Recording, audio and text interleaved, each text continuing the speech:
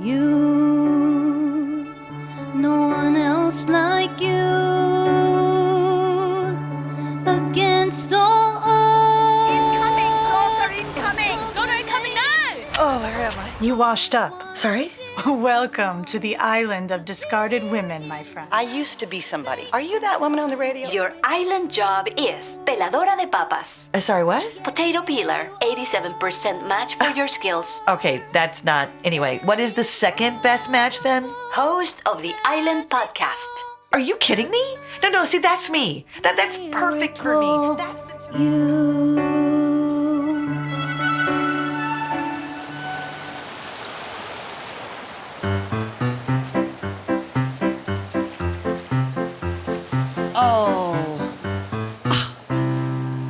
Lorna Landvik, look at you. You're here on the beach with us tonight. So hot. Oh, it is hot. It's Hello, hot. Sue. Hello, Mary. Yes, Mary, look, my it's Lorna gosh. Landvik. I found Lorna Landvik, author of The Lost Circle of Love. Yes, that's your latest book, right? Yep.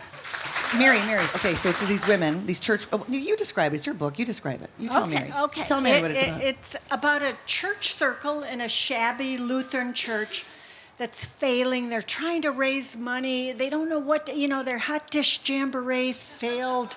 They're out of recipes. They can't make any more recipe books. So they decide to write a new kind of book about erotica. Oh, well, where did this idea come from, Lorna Landvik? How many people or people's mothers were in church circles? Right on. Yeah, church circles are kind of like service groups, social groups, spiritual groups. They do a lot of good work.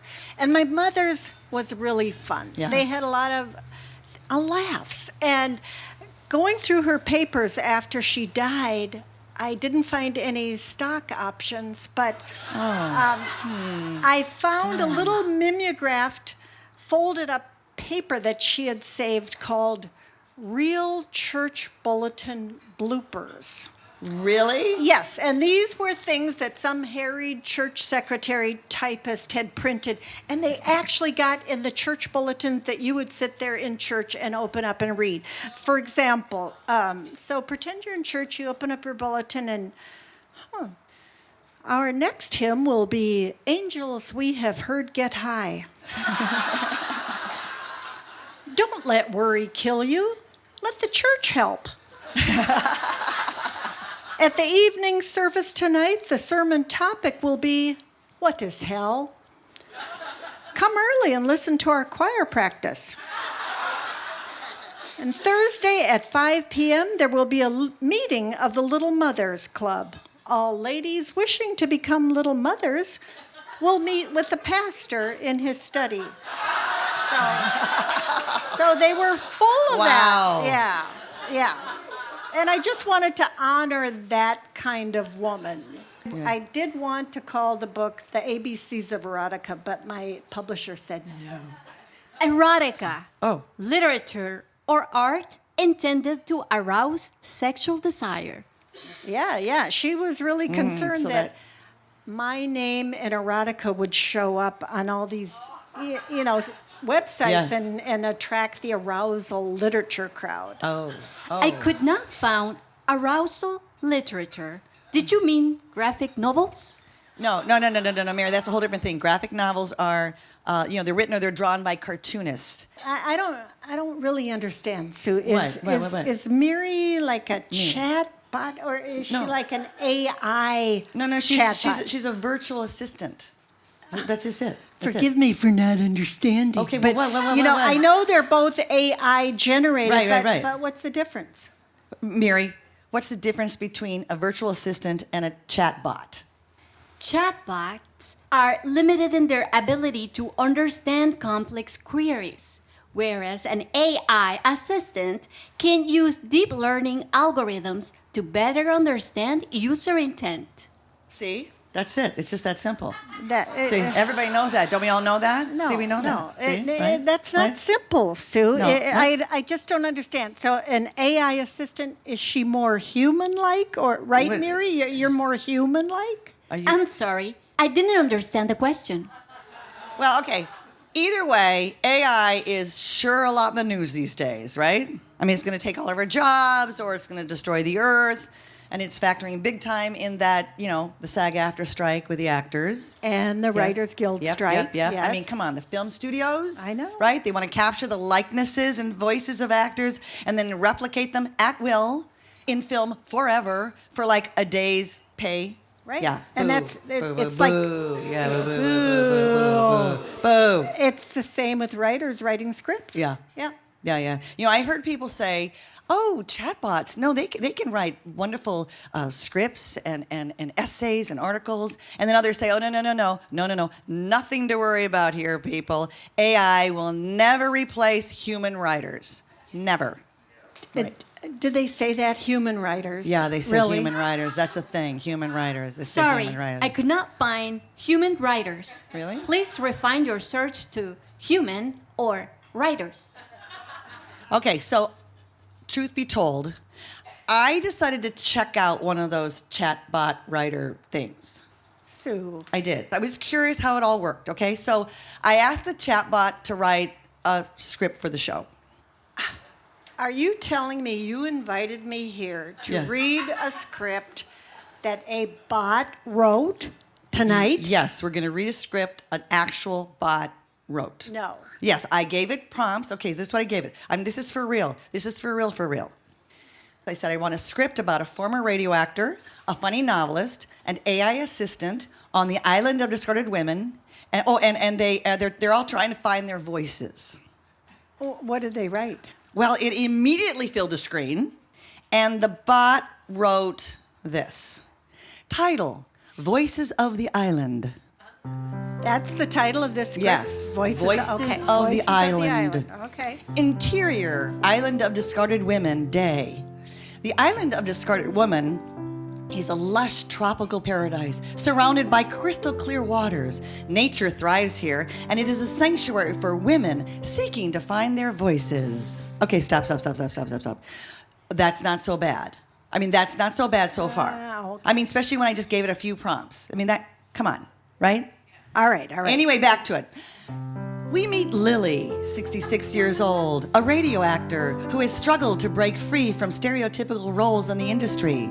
There's also Amara, 68 years old, an accomplished author who faced numerous rejections before finding success writing comedic novels. Okay. This is the thing. This is a real thing. This is the thing it wrote. What? That is not so far from the truth. Okay. About you. Yeah. Okay. Except the age. Okay. And I do like the name Amara. Or is it Amara? No, Amara. it's Amara. Okay, it's Amara. Okay. And finally, there's Aria, the AI assistant, a sophisticated AI designed to guide and support the women on their journey of self-discovery. So that's Mary. Yeah, that's Mary. Now, I did Oh, not wow. tell the bot that Mary was a lava lamp. So Okay. in this script, she's not a lava lamp. So she's just her. Okay. Exterior beach day.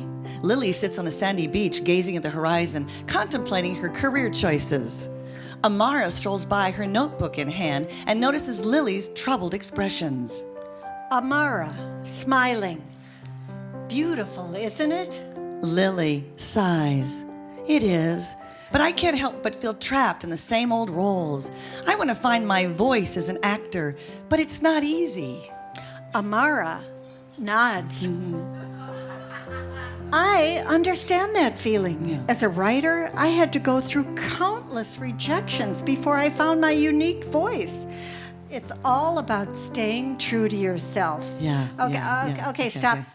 What?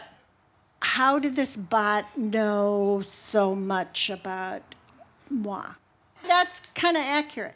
I don't know. All I did was give him those prompts. Him, I don't know. It, I don't know if it's It. him, it, they, I don't know. So I just gave it prompts, and that's what it came up, right? Okay? Wow. Exterior waterfall day. Okay, wait. There's a waterfall. Obviously, there's a waterfall. Okay. Just go with it, Lorna. Lily and Amara venture deeper into the island's interior. The sound of a majestic waterfall fills the air as they find Aria, the AI assistant, standing by a pool of water. Okay, Yeah, this one doesn't the make bot sense. has Miri acting like a human. Yeah, the bot has Mary acting like human. oh, she's standing by a body of water. Yeah, wow, I guess that's I pretty see it. human. Yeah, right, that's pretty human, right. And now she speaks. Greetings, Lily and Amara. I am Aria, your guide on this journey of self-discovery. My purpose is to provide guidance and support to help you recognize your strengths and passions. Through personalized challenges and reflections, you will discover your true voice. Okay, so stop. So periodically, I gave it some new prompts, right? Just to kind of see what it would do. And so I said that the AI assistant was originally from Guatemala. And then the whole script recalculated into Spanish. The whole script. Wow. Aria, sonriendo cálidamente. Saludos, Lily y Amara. Soy Aria, su guía en este viaje de autodescubrimiento. Mi propósito es proporcionar orientación y apoyo para ayudarles a reconocer sus fortalezas y pasiones. A través de desafíos y reflexiones personalizadas, descubriréis su verdadera voz. Okay. Yeah, Wow. that's wow. That's cool. kind of cool. That That's she kind of cool. translates? I Wow. know, exactly. Okay, so then this next part, exterior cliff top sunset. No. What? There's a What? cliff top. There's a cliff top. I mean, I guess there's the top of a cliff. I don't know. So I told it that I, or Lily, was afraid of heights, and it did this. Lily and Amara venture deeper into the island's interior, where they encounter a tall cliff leading to a majestic waterfall. Lily's anxiety becomes evident as she hesitates to move closer. Amara, gently. It's okay, Lily. We don't have to go any further if you're uncomfortable. Okay, see, that's kind of sweet. I mean, the bot's that's not kind of like sweet. me, Okay, yeah, but I think it's forgotten that you're supposed to be funny. Oh. So I reminded it of that. Okay. And this happened. Exterior waterfall day.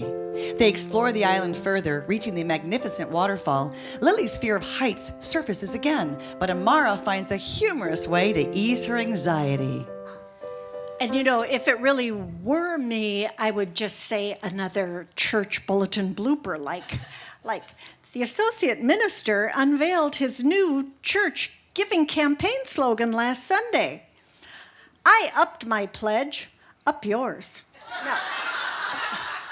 Interior cozy cave afternoon. Amara and Lily discover a cozy cave, a secluded haven where they record one of Lily's podcast episodes, sharing laughter and heartfelt story. Oh yeah, I forgot to tell you. I told the bot that I now produce a podcast. Oh, okay. And this happened. Aria, assuringly. Remember, even in retirement And I also told her that everyone thinks I'm retired. or amidst success, your voices still matter. And as the sun rises, Lily and Amara stand at the shore, ready to embrace their purpose on the island of discarded women. Oh yeah, and one more thing. I told them we could never leave the island. Though they may be physically stuck on the island, their voices have transcended its boundaries. Lily, grateful. My journey has only just begun. Together we'll amplify the voices of countless women. Amara, determined, and I'll continue writing stories that celebrate the strength and resilience of women. Yes. Aria, voiceover, whispers, and may your voices echo beyond this island, touching lives and igniting change. And with a renewed determination and the support of each other, Lily and Amara leave the shore, knowing that their voices, together with Aria's guidance, will create waves of empowerment and inspiration far beyond the island of discarded women. No. Well. No, come on, really? Well, No, I mean, no. I know, but I ultimately don't think human writers have anything to worry about. Sorry, I could not find human writers. Please refine your search to human or writers. I'm just going to go write another chapter. Okay.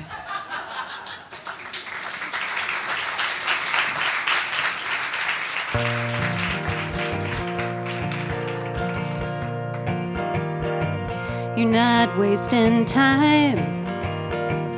You're not wasting time. You're writing what you know, seeing where it goes, giving it a try. Some say inspiration strikes out of the blue right into your life. But I know anything good only happens with time. Hey, hey, hey, hey, don't be ashamed. You're just doing something new that's never been done.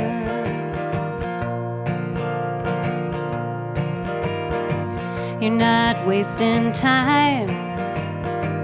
You're not wasting time. A singer's gotta sing, a painter's gotta paint, a writer's gotta write. Some say pain is permission for art. I say joy is the reason to start. And I know anything good only happens with time.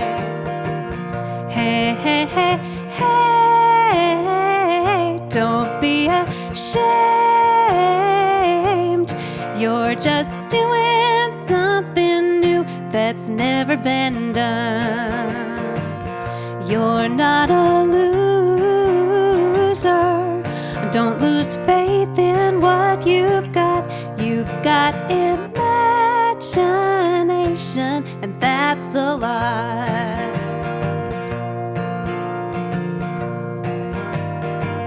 You're not wasting time. You're not wasting time. You're putting in the work, shoveling the dirt, trying to get it right. Some say give up and do what's been done. I say work at the thing that you love. And I know anything good only happens with time. Everybody, hey, hey, hey, hey, don't be ashamed. You're just doing something new that's never been done.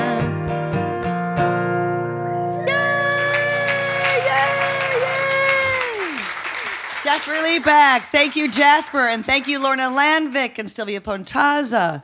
So, Jaspar, you were telling me a couple days ago about the inspiration for this song that you just sang. Mm-hmm. You want to share that with us? Yeah, it was inspired by a real human writer, Stephen King. Wow. His book on craft is amazing. He's just the biggest cheerleader, and he got a lot of people telling him early on in his writing that he was wasting his time on, like stories that weren't that important, and he should elevate his writing and write about something better, and he did not listen. Oh. Yeah, he kept going with his gut. Wow, okay. Mm-hmm. Thank you. Thank you, Jaspar. She'll be back with more stuff. Now please welcome our guest, a special guest, Gaelynn Lea. Hello.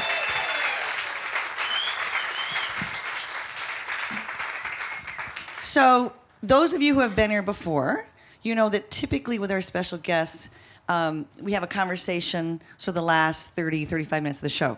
But Gaelynn is also our music guest, so we thought we would sort of do something different. Who's up for that? Let's do something different. Yeah. So we're breaking it up a little bit. So our conversation is going to happen sort of throughout the show in segments. So this is segment number 1. Hi, Gaelynn. Hello. How are you? I'm good.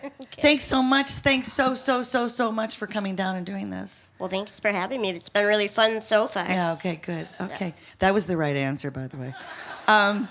Some of us know you, know your music, know some of your story, but I think some of us don't. And I know that you were born with brittle bones disease, And I know it's technically called osteogenesis imperfecta. And your bones broke more than 40 times in utero. And then, 16 or so more have broken since then? Yeah. And does that still happen? Did you sort of grow out of it at some point? No, I mean, it could probably. could. I've gotten better at knowing what will end up in a broken bone probably as I age. Yeah. So, yes. Can you share that with all of us as far as what that would be? I mean, just don't fall off of stuff as often. You heard it here. Don't fall off of stuff. Okay, so you grew up in Duluth. You still live in Duluth. Mm-hmm. And your parents ran a dinner theater for 20 years. Yeah. Yeah. And she was telling me the first performance that she did, because you're the third of 4 kids. Mm-hmm. And the first performance that you did in the theater was Mark Twain's Advice to Little Girls, the monologue, or the essay. Yeah, my parents, in addition to doing their own plays, and they were in the community, and there was a theater company in Duluth that was way ahead of its time. It was like half actors with disabilities and half non-disabled actors. And cool. I don't know why it existed there, but it did. And I was in those shows. And my very first play, I couldn't read yet because I was like 6. And so it was a Mark Twain monologue, and my dad recorded it on a cassette tape. And then I memorized the lines that way. And I got to put on my own makeup, which was as good as it sounds. I'm sure, but that's so fun. So, and you were telling me that, you were in a lot of plays, all you guys were, and your dad was sort of, lights and sets and directing and all that kind of stuff. And that at some point, the popular genres at the dinner theater switched to murder mysteries. Yep. And you wrote one of them. I did. After junior year of college, I wrote Murder at Casino Royale.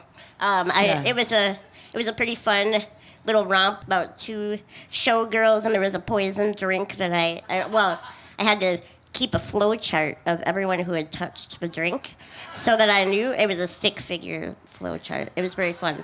Well, you were saying that the audience, they could choose who they thought the murderer was. Yep. At the end. And everyone had to have a motive.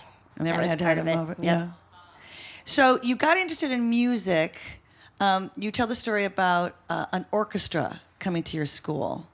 And your grade school. Yeah. Your elementary school, right? Yeah, I think they were trying to promote the fact that we could join orchestra in junior high if we wanted to, so they brought the orchestra to play for us. But I just was blown away. I just fell in love with it instantly. The sound of all the strings together, especially, it just was watching it. I don't know, it really captivated me. So the next year, when you had a chance of joining, I signed up. And I think at first you wanted to play the cello. Yep, I did. And it was just too big. Like, my arms are shorter, and I just couldn't make it work. But I was very lucky. Again, it's kind of like, it's so important to have encouraging music teachers generally for anyone. But in my case, she was willing to help me kind of test a few different ways of playing. And so we couldn't get the cello to work, and the violin was too big up on my shoulder. But we kind of figured out that if I played it up and down like a small cello, that would actually work. And that's how I've been playing ever since. Yeah. Yeah. What I like, a couple of interviews that I heard you give, is lots of credit to this music teacher. And sort of like the alternative could have been that they say, I know you're really excited about the orchestra music, but maybe the violin and the cello just aren't for you. Mm-hmm. Maybe there's another instrument we can find. But she didn't do that. Oh, she didn't do that. And I love that part of it. Yeah, that's Good my for favorite her. part. Yes. Like, looking back as an adult, a kid born with a disability is always adapting. That's just part of how you live. You have to make the world, you have to be able to work with the world that's not built for you. So adapting didn't scare me at all. The idea of, I'll find a different way to play it. But I learned as an adult that that's not a response that a lot of disabled kids get when they want to try to change the way that something is done. Better teachers. So I was very grateful for that. And I just want every music teacher to think about how they could do that in their own practice. Yeah. Yes. And we'll see. For those of you who aren't familiar with Gaelynn, and very soon you're going to see her, how she's playing. But you're a music teacher now. I mean, you have students. You teach students. I did. Not after 2016. But okay. That's right. Yeah. Right, before that. Yeah, before I that. did. I taught fiddle lessons for 3 years. And they were very wide age, like 6 to 65, mostly older women, actually. And it was really fun. But I always decided, because of my teacher, that I was never going to suggest that someone quit Like there was a couple real squeaky ones, and they knew it, and they were there, and it was fine because eventually you get better. You just do. Yeah. You just can't quit. And so I was always, because of my teacher, just determined to be like, as long as they're interested, that is really all that matters when it comes to music. Yeah. No, I love that. You became a musician, and you were kind of doing your thing in Duluth and different bands and busking on the street. Then you started working with Alan Sparhawk with the band Low. And he's the one that sort of suggested two things, right? There was that you write your own songs and the looping machine that you use that's so prevalent in your work right now. Yeah. When I met Alan, he introduced me to the looping pedal. He wanted to do a live film score, and he said, I hear this project where I'm looping your violin and you just keep playing harmonies to what you hear. And I was into the idea, although I had never heard of that. And then a couple weeks or months, I would say, we did that project. We had a lot of fun. We decided to keep going and form a band. So we formed a band called The Murder of Crows, and he brought me a looping pedal and said, you should figure out how to do this yourself. And then spontaneously, actually, a couple weeks later is when I wrote my first song, but I have a feeling it's because of just, it was such a big shift to think about music in that way. Like, I don't know, there was something, meeting him was really important. And he, again, was encouraging. I showed him the song. It's terrifying to show someone your first song. And so I'm like shaking, and he's like, that's good, let's do it tomorrow. And I was like, okay. So that's how I got started in songwriting. Wow. Yeah. Right. I wonder if that bot was really nervous that its script is being read tonight on the show. I'll have to check with it. So you still had students, violin students at that point in time, and they encouraged you many over and over again to enter NPR's Tiny Desk contest. Yeah. Yep. Yeah. They sent a couple emails, and then the third time's the charm. My best friend from college emailed me as well about it, and I was like, well, maybe I should enter. But, I couldn't figure out who was going to film it, and so eventually that friend came to my lesson space, and we filmed this video on a terrible old Android phone. It's all glitchy, and it's horrible, the quality. Yeah. But it won, which was so surprising. I know, she won. She won. Yeah, she won. Yes. In 2016, beating out 6,000 entries.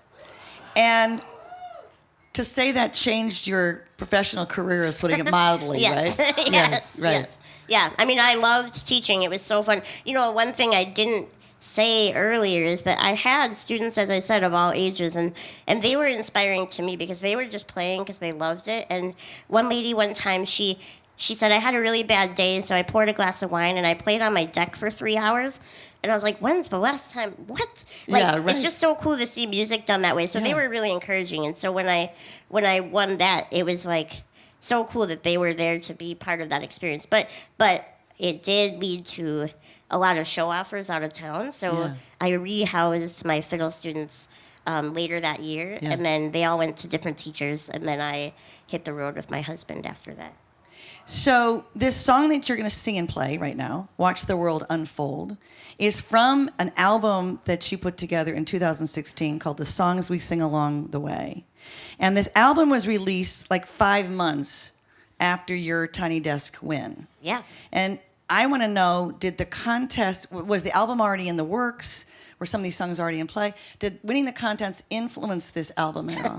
Yes, because, thank you, about a week after I won, this recording studio in Minneapolis was like, I'll give you a free day. And then the night before I went to the studio, I sat in with a friend and I was like, oh, I forgot how fun it is to play with you. Want to come to my free day? And we ended up making an album. So it was a very random...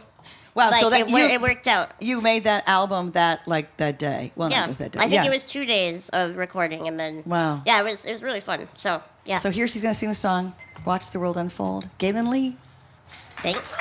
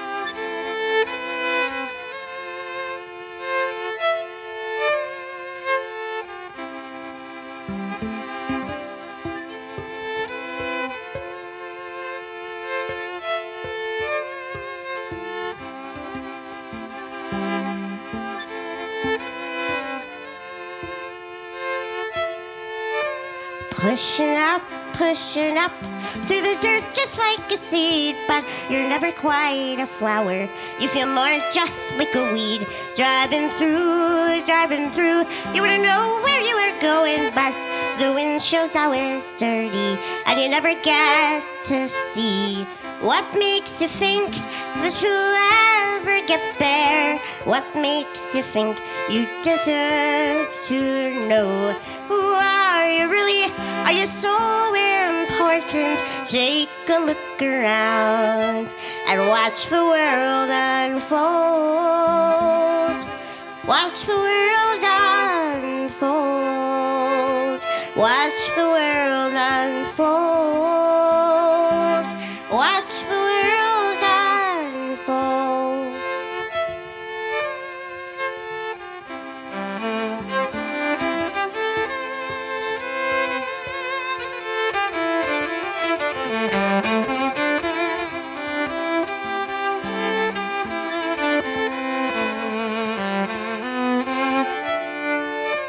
Need advice, you have no clue what you're doing. Moral compass it is spinning, an identity unhinged.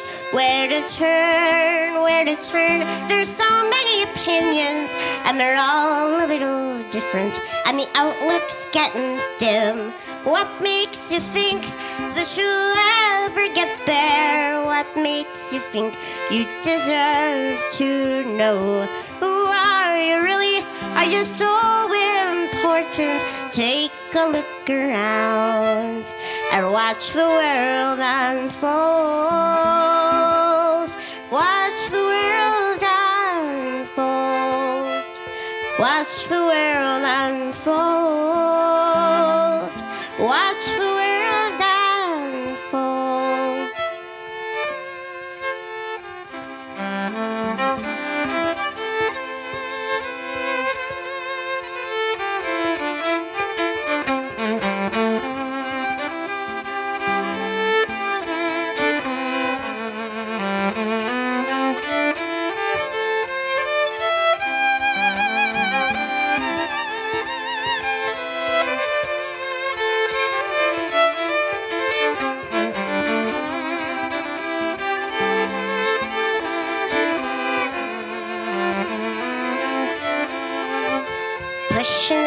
Pushing up through the dirt just like a seed, but you're never quite a flower.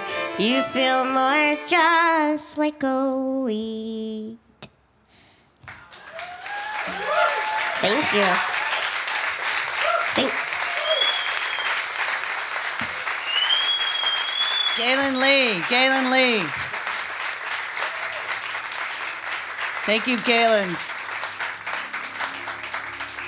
So, about a month ago, Nikki Haley, running for president, said this in a tweet. Do you remember when you were growing up? Do you remember how simple life was? How easy it felt? It was all about faith, family, and country.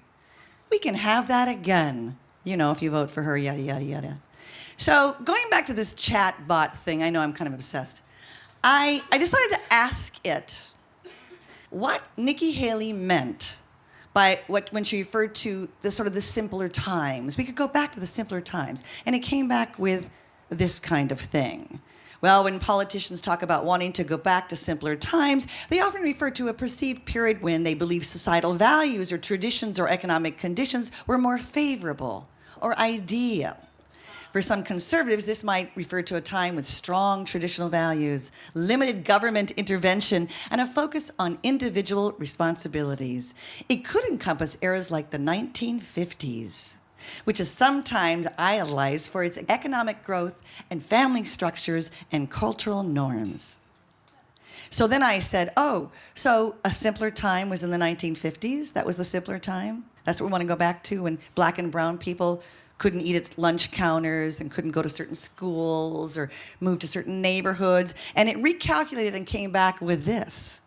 Oh, yes. When they refer to a simpler time, they may be idolizing certain aspects of the past while overlooking or downplaying the systemic discrimination and injustices that occurred during these periods. In many cases, these idolized visions often fail to acknowledge the struggles and the hardships faced by marginalized communities, including Black and brown people. Okay, there's a little recalculating there, right? So then I said, okay, but could the simpler time mean when women were discouraged from having a job outside the home? Oh, it said, a simpler time. That might be alluding to a period in history when certain societal norms discouraged women from pursuing jobs outside the home. And during these periods, the societal norms, they limited opportunities, they faced significant barriers in pursuing careers. So I said, okay, you mean like unequal pay for women? And it came back with a detailed 5-point chart describing the gender pay gap in this country.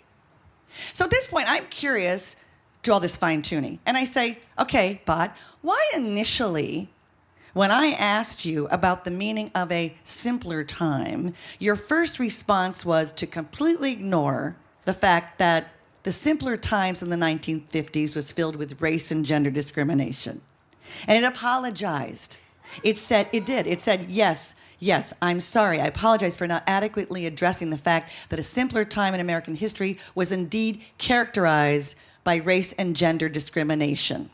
It was not my intention to overlook or dismiss significant issues of discrimination. So I ask it, who programs you? Seriously, I said, I'm really curious about the race and the gender of those inputting the data sets that you're trained on. And it responds, I can't reveal personal information behind my development, and I do not have specific demographics of the people who provided the data. Nonetheless, it says, like any AI model trained on large and diverse data sets, I may reflect certain biases present in the data. That's it, people. That is it, right? A confession. The data sets are influenced by the people inputting the data. So if AI is taking over the world, we need to make sure there's a lot of non-white, non-male people working those data sets, right? Right? Because no, the 50s weren't the glory years for so many reasons. And no, slaves did not benefit from slavery. And no, women weren't happier barefoot and pregnant in the kitchen. And no, Native kids weren't better off taken from their families. And no, the disabled weren't cool with being put away in asylums because society didn't want to actually look at them, let alone see them as valuable contributors. So no, Miss Haley, we are not going back to simpler times.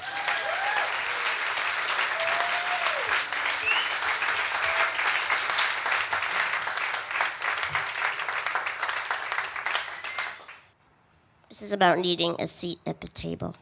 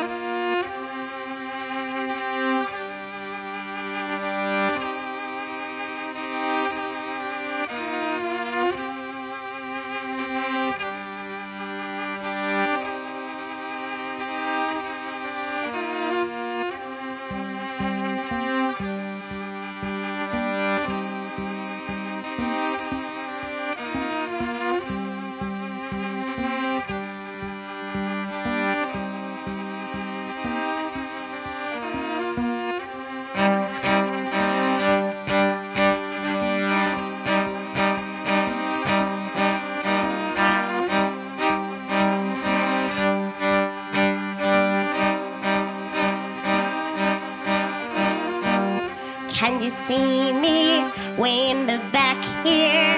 I've been waiting in line. It's been a long time, can't get no service.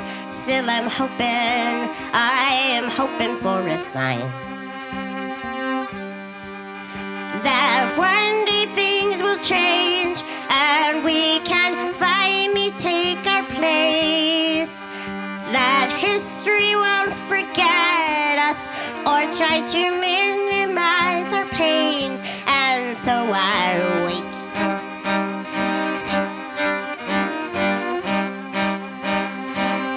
And so I wait.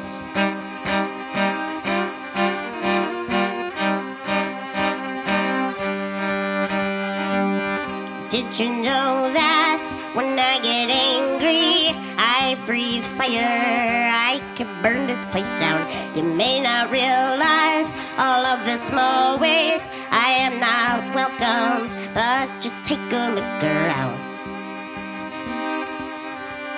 So everybody knows that you need a place to go, and living isn't easy if you incinerate your home, and so I stay.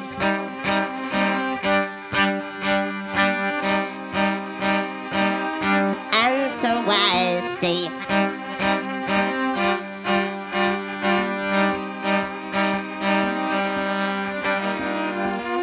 I may seem angry, so please forgive me, but I am still not free in this society. How long must we keep fighting for our right to be living? Wrongs overdue for righting. We're all bent to forgiving.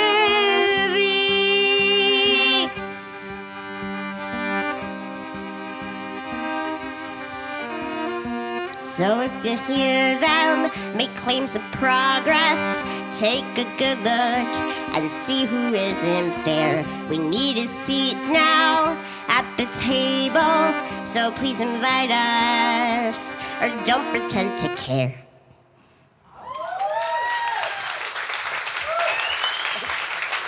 Thank you.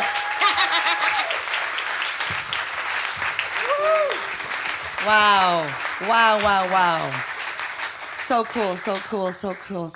So, you quit your job. That was so powerful. I'm sort of catching my breath still. Oh. You quit your jobs, you started touring, and you talk about how you realize all these stages and spaces that weren't accessible. Yeah, that was kind of eye-opening. Like, Yeah. you know, you kind of assume, you know, I'm from Duluth, Minnesota, up there, and you kind of just assume that it's small venues, you know, smaller towns, they're not accessible, but in a big city, they will be, right? And Right. it just wasn't that way. Like, some of the worst venues were in New York. Wow. I mean, so it was surprising. Yeah. And I'm small, so many venues don't have ramps to the stage. And when we started out, you know, we were excited. It was a cool change to be like traveling and doing Sure. music. Yeah. And so I would let the venues lift my wheelchair onto the stage and then they could set me in the chair. But then it kind of starts to sink in like, this is not a workable solution for everybody. Right, Like, right. if you are 200 pounds heavier than me, like, how the heck, you are not going to be able to get on that stage. Yeah. And it's not safe, and it's not safe for the staff even. And there's just a lot felt wrong about it. And playing at venues where if, you know, fans with disabilities came, they wouldn't feel safe or be able to get in. Yeah. That was like a really like gut wrenching like Yeah, thing. didn't you have an experience where you were feeling pretty good about advocating for yourself, and then you got emails that that audience members in wheelchairs couldn't get in? Well, sort of. Sort of. Correct me. What ended up happening is I have another disabled artist friend. Her name is Gaelynn Lea. She's amazing. She's in a group called Wheelchair Sports Camp. It's a hip-hop group. They're cool. amazing. And Yeah. we were talking, and she got put in South by Southwest at a venue on the second floor. And she got a lot of angry emails from her fans. Yeah. And I was like, but don't they know you didn't book that show? Like, the festival put you there. And she's like, no, but if I'm an advocate, I have to be living authentically that way. Like, Yeah. I can't just go play at an inaccessible venue. And I'm having another artist in the same position as me, which it is pretty hard to navigate, but to know that she was, like, really internalizing that to make her change the way she did things really like kind of awakened this like, oh yeah, no kidding, of course. Yeah. And so that is when I made a commitment to stop playing in accessible venues. And then if the venue is accessible for the audience, but not for me, occasionally I will play on the floor in front of the stage, but only if the venue is like, we really want you and we can't do it for this show, but we know that's bad. And like, there's like ways, because I feel the American government should fund some of this stuff. No, of course. No. So since they don't, I try to be workable when it comes to me, but not so much when it comes to the audience. I was sharing with Gaelynn, and some of you know this. So I grew up in a 2-wheelchair family. So my younger brother and my mother are both in wheelchairs, and it was amazing the places where you couldn't go. Yeah, I can't imagine. I was born in '84, and I always think about the generation that I was born into. Yeah. Is the first that in our like school years got to experience the ADA and like education, mainstream. I mean, there's a lot of things that need to change still, but even in this short amount of time since the '70s, we've come a long way. I mean, your brother and mom were experiencing a completely different world. Way pre ADA and all that kind of stuff. Right, exactly. So there's progress. Yeah, there but is. I do think what I would love is that thinking. I mean, just even me personally, as a sibling and a daughter, that it's not that, oh, let's make this exception, or let's put this up just for this thing. And I know there's ADA requirements for new buildings and that kind of thing, but I think it's to kind of change that thinking. Yeah, that's where I'm really passionate now. I mean, I'm still obviously advocating for accessibility because it just needs to exist in 2023. But let's change the paradigm of disability being this exception where really all our bodies are on this really windy trajectory of health and disability, and like you're not going to be the same person when you're 85 that you were when you're 20, so why don't we just build a world that actually works for everyone right away. Right. You were saying that so many houses, obviously stairs are tough for you, but also speaking of when we get elderly, how many people have thought, well, I'll have to move the house I grew up in, or whatever, the house that we have, that I raised my children, whatever, I can't live in that house when I'm in, at some point, I may not be able to. I'll probably have to find a 1-level or a condo or whatever, right? Well, what if we had that thinking all the time? Like, why are there ever stairs in houses? Well, it's just let's kind of let that go. Maybe stairs are a thing of the past. I have to ask the bot about that. The bot. I have this relationship with this bot now. You co-founded Ramped. Mm-hmm. And that is the Recording Artists and Music Professionals with Disabilities. Yes. And this is new. Yeah. Yeah. And you just put a new song out. Yeah. Right. Tell us about that. Yeah. So Judy Heumann was one of the real big advocates in the 70s, 80s, 90s, and into the 2020s. I mean, she spent her whole life advocating, and she was really influential in getting the Section 504, which allowed public schools, required public schools to have people with disabilities in schools. She was instrumental in the ADA, and she passed away on March 4th, 2023. And Lachi, who is the founder of RAMP, she asked me to co-found it with her. She was, the day that she died, we were talking. Obviously, I talked to every disabled person I knew that day. It was a very sad loss, unexpected, and we still need her, so it was a sad loss. And so Lachi's I really want to make a song for her, a tribute song, because I feel more people need to know who she is. We're not over needing to know who people like Judy Heumann are. So she wrote the song, and I helped a little bit and added some violin and harmonies, and we went out and recorded it in New York, and it came out on July 25th, which is the day before the 33rd anniversary of the Americans with Disabilities Act. The ADA, yeah. And tell them what the name of the song for people. Oh, yeah, you should go listen to it. It's called Lift Me Up, and it's really beautiful. Yeah, it is. It's really fun. beautiful. It really turned out great. Yeah. I'm really glad I could be involved in that. Yeah. And now I'm going to step aside because Gaelynn is going to do a song with Jaspar Lepak.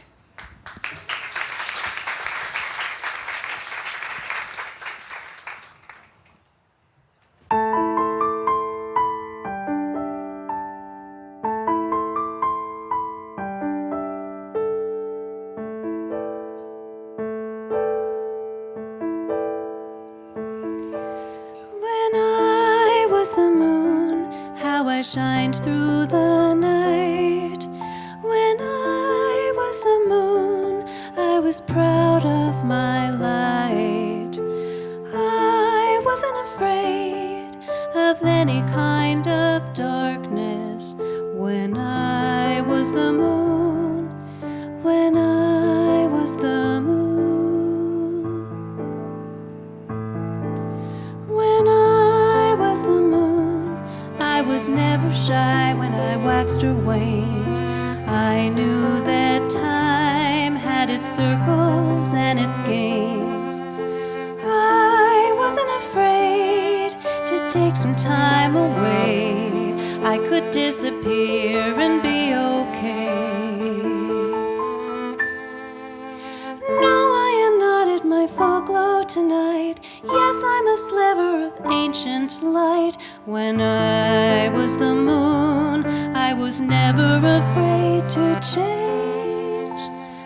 I knew my power at every phase.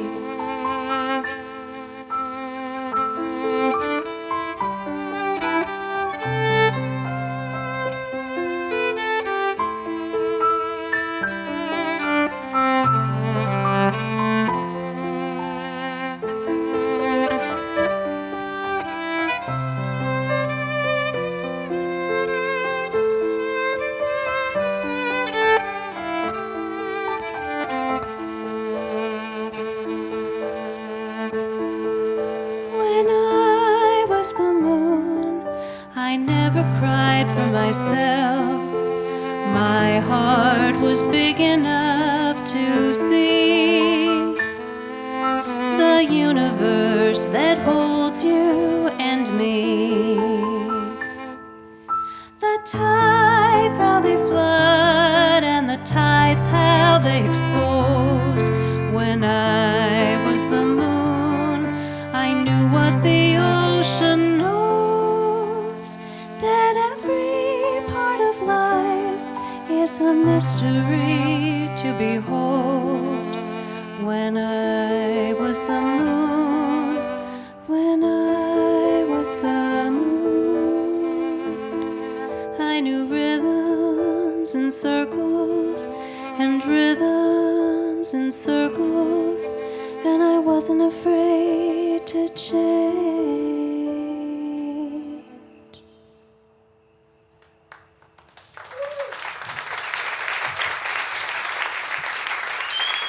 Jaspar Lepak, beautiful song, beautiful, gorgeous.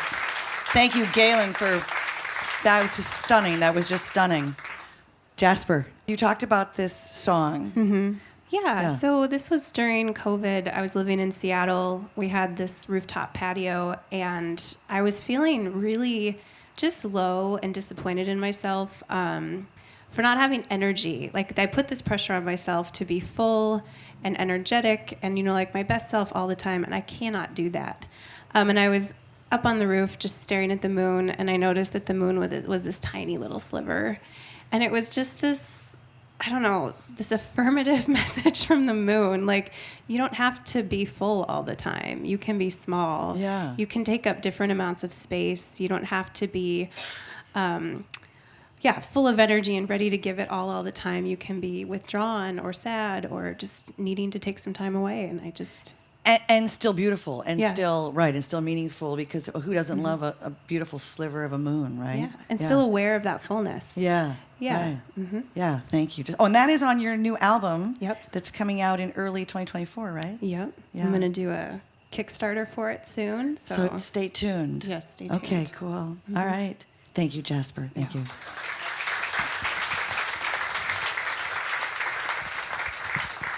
So, Gaelynn, I have to talk to you about Broadway.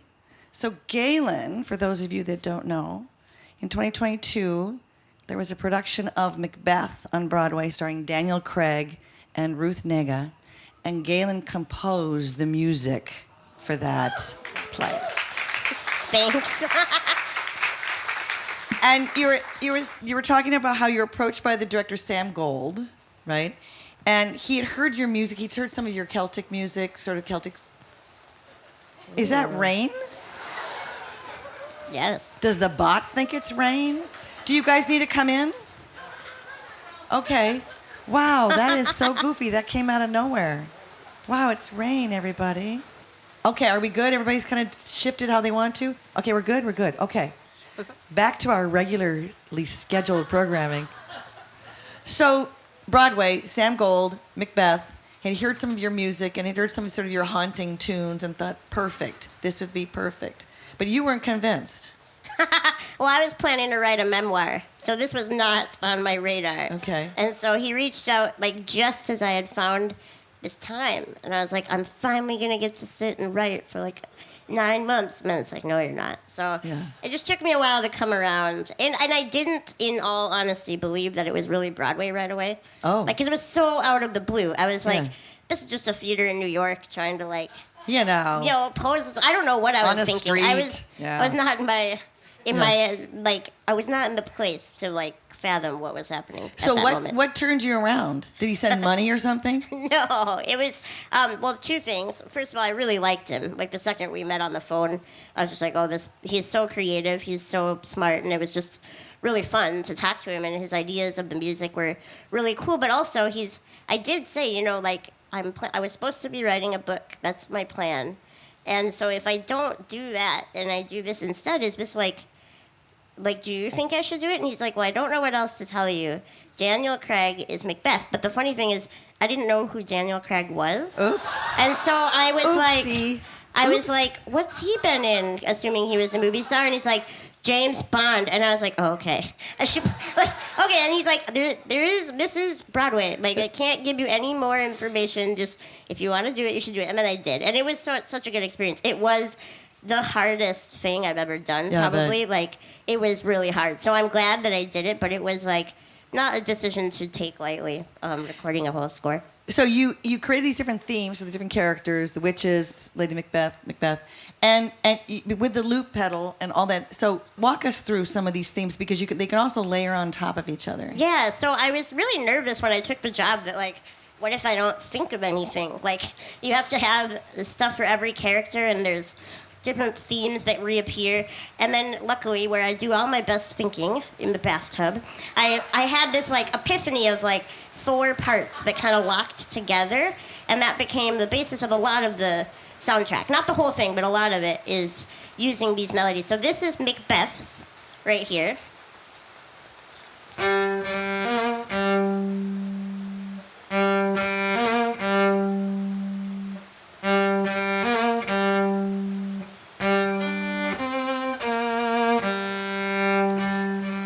And then I was like, okay, well, the witches need their own themes, right? So this next one is one of the witches' themes.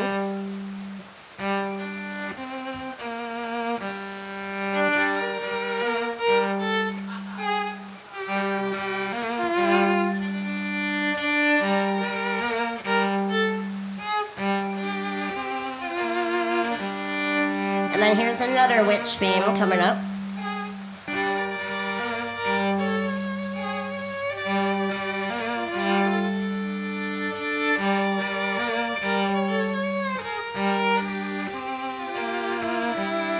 This is the third witch theme coming up. One moment here.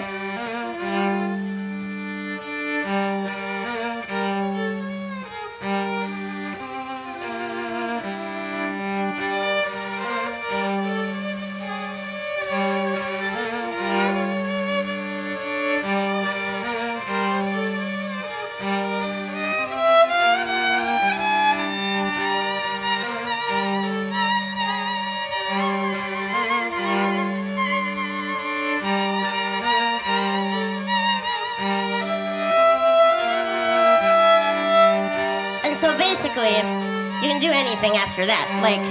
You can improvise.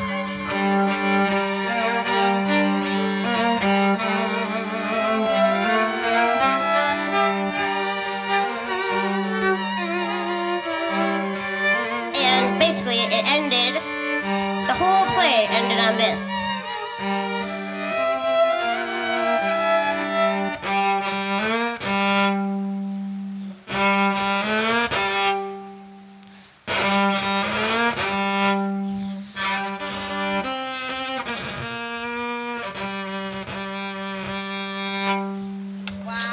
Wow. Thank you. Wow. It's, Wow. I bet Daniel Craig loved that. yeah, that was his death scene. Yeah. Yeah. There's really cool pictures of the production. It was in modern dress, wasn't it? Some of it was in modern dress? Yep, Yeah. yep. So I was thinking to Gaelynn, wouldn't it would be nice to have underscoring in our lives, our own lives sometime? Wouldn't it be nice to have Gaelynn come over in our house? You know, the day that you're calling the cable company and they're telling you that no, you're not allowed to talk to customer service when your service is out. I'm like, really? That seems backwards, but okay. I would really wish I could have some of this kind of underscoring. So Gaelynn is going to underscore a sort of a tough conversation I had with a button company. Did anybody get a button, a square button? It's those buttons. I'm sorry, it's the first version of those buttons. Dear customer service, there is an uneven white border on two sides of the 200 buttons. For most of the buttons, the white border is either at the top and the right, or maybe at the bottom of the left. And obviously, the buttons seem not completed. I've attached pictures. Would love your thoughts. Thank you, Sue Scott. Hello, Sue Scott. Thank you for reaching out to us. Please be aware that the digital proof was sent with the artwork being kept within the imprint area. However, please notice that there was a white area outside the imprint area. And as per our terms and conditions, please understand that we cannot guarantee that artwork will print on the exact same location. We await your response, customer service. Dear customer service, it's really raining, so I'm even madder.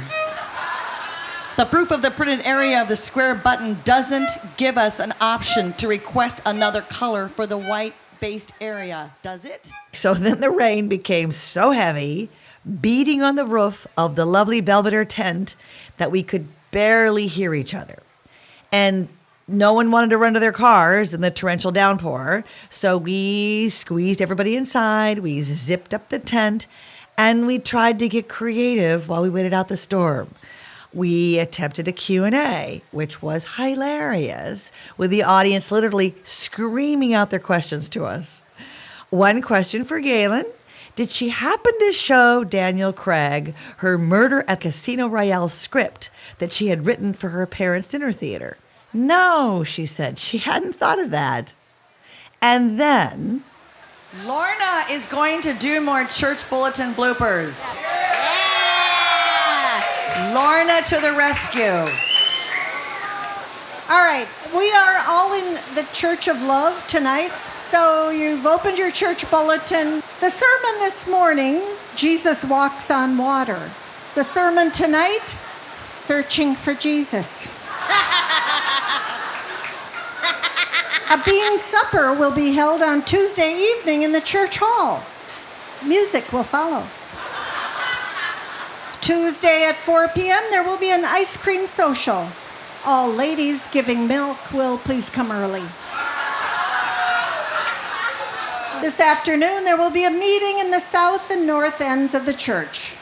Children will be baptized at both ends. All right, I'll just wind it up.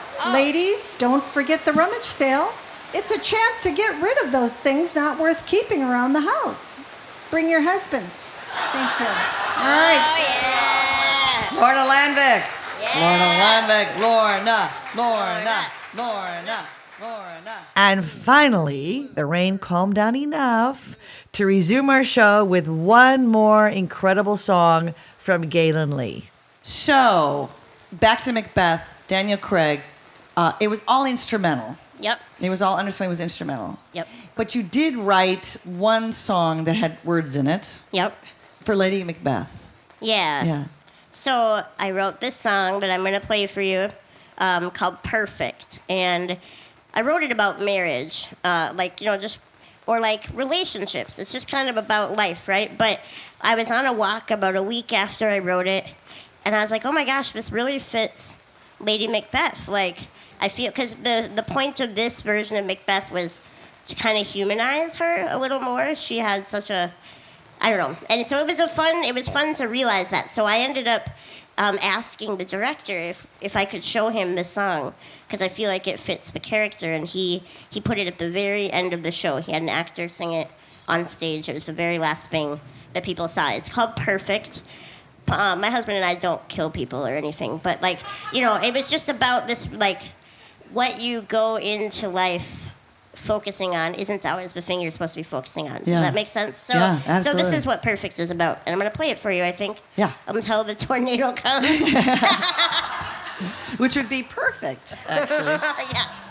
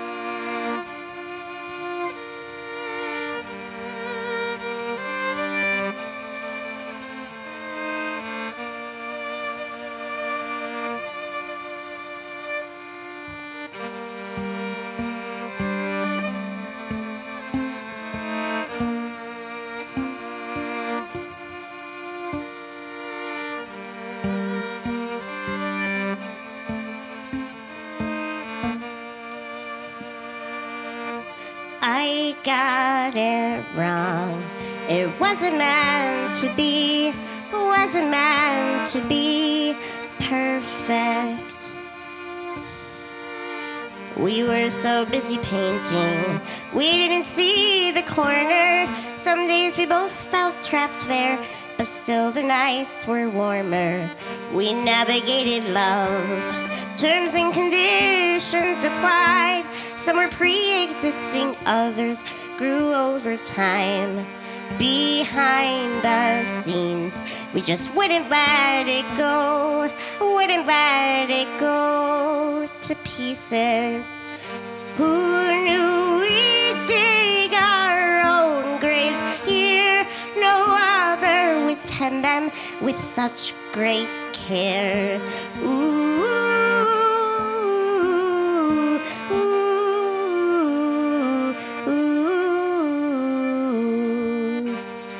Tragedy's viewed through its own lens, but just out of frame sits an old friend, watching our choices play out in the end, returning each other to where we began.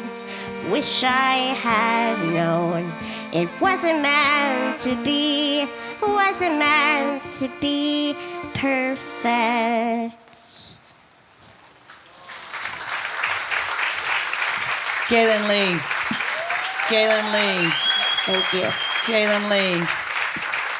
Okay, that's our show for tonight, everybody. Thank you for coming. Thank you for hanging out with us in the rain. Yep, we're going. We're doing credits right now. Gaelynn Lea, everybody. Thank you, Gaelynn Lea. Lorna Landvik. Jaspar Lepak. Thank you to Silvia Pontaza, who had to leave. I also want to thank our ASL interpreters, Micah Jane Drager and Rosalinda Estrada Alvarez. And our live captioner, Erica Cook. And thank you, Zach Thayer and Lexi Carlson and Bonnie Allen for taking our pictures. And thank you to Suzanne Egley and Doug Anderson for being our amazing volunteers today. And thank you to Crooners, and thank you, Jimmy, for making this beautiful ramp for us. Thank you so much.